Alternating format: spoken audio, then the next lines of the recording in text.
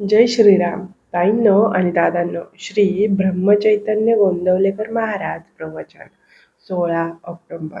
परनिंदा व विद्येचा अभिमान माणसाला भगवंतापासून दूर नेतात. बघूया ह्याबद्दल श्री ब्रह्मचैतन्य गोंदवलेकर महाराज काय म्हणतात ते. परनिंदा करण्यासारखे पाप नाही. निंदेची सवय फार वाईट असते. तिच्यामुळे आपले स्वतःचेच नुकसान होते. दुसऱ्याला दुःख व्हावे म्हणून माणूस परनिंदा करतो, पण ती ऐकायला तो हजरच कुठे असतो. म्हणजे मग आपण यात काय साधले? निंदेमुळे आपलेच मन दूषित होते. दूषित मन किंवा दुष्कर्म हे माणसाला परनिंदेला प्रवृत्त करते. ज्याला परनिंदा गोड वाटते त्याने समजावे की आपल्याला भगवंत अजून फार दूर राहिला आहे. तिखट तिखटाप्रमाणे लागू लागणे ही जशी सापाचे विष उतरल्याची खूण आहे, त्याचप्रमाणे परनिंदा गोड वाटेनाशी झाली की देव जवळ येत चालला असे समजावे. म्हणून ज्याला स्वतःचे हित करून घ्यायचे असेल त्याने परनिंदा सोडून द्यावी आणि जिव्हा नामाला वहावी. भगवंताच्या मार्गाने जाणाऱ्याने दुसऱ्याच्या ठिकाणी दिसणाऱ्या दोषाचे बीज आपल्यामध्ये आहे हे ध्यानात ठेवून वागावे आणि अवगुणाचे तण आपल्या अंतःकरणातून काढून टाकून तिथे भगवंताच्या नामाचे बीज पेरावे. पुष्कळ वेळा आपले दोष आपल्याला कळतात, ते भगवंताच्या आड येतात हे देखील कळते, पण त्याला आपला इलाज नसतो. कारण काही लोकांची दृष्टी फारच बाधक असते.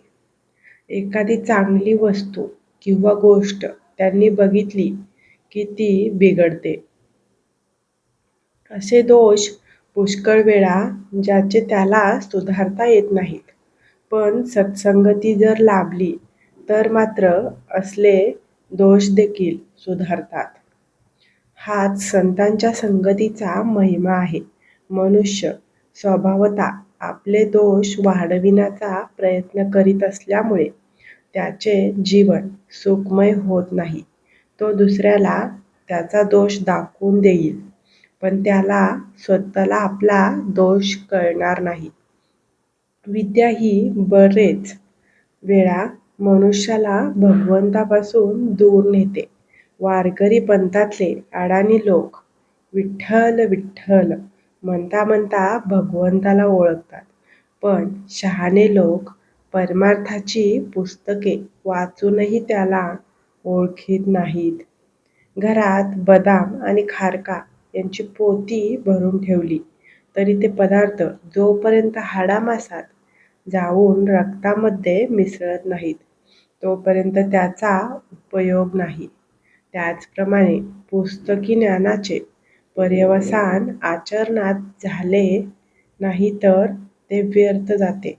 भगवंताकरिता कोणीही कष्ट करू नका. कष्टाने साध्य होणारी ती वस्तू नव्हे, ती वस्तू सात्विक प्रेमाने साध्य होणारी आहे. आणि प्रेमामध्ये झालेले कष्ट मनुष्य चटकन विसरून जातो. तुम्ही भगवंताच्या प्रेमाने अगदी भरून जा. आपसात प्रेम वाढवा, म्हणजे मग सर्व जग आनंदमय प्रेममय दिसू लागेल आणि शेवटी तुम्हाला स्वतःचा विसर पडेल. बोधवाक्य. निंदा ही आपल्या साधनांची होळी करते. प्रवचनाच्या शेवटी आपण सद्गुरू ब्रह्मचैतन्य गोंदवलेकर महाराज यांच्या नामाचे नामस्मरण करूया. श्रीराम जय राम जय जय राम. श्रीराम जय राम जय जय राम. श्रीराम जय राम जय जय राम. श्रीराम जय राम जय जय राम. श्रीराम जय राम जय जय राम. श्रीराम जय राम जय जय राम. श्रीराम जय राम जय जय राम. श्रीराम जय राम जय जय राम. श्रीराम जय राम जय जय राम. श्रीराम जय राम जय जय राम. श्रीराम जय राम जय जय राम. अयोध्येचा राजा आणि आपल्या सर्वांचे आराध्य दैवत म्हणजेच भगवान श्रीराम आणि श्री ब्रह्मचैतन्य गोंदवलेकर महाराज यांच्या चरणी नमन करून मी आजच्या प्रवचनाचा शेवट करते. धन्यवाद.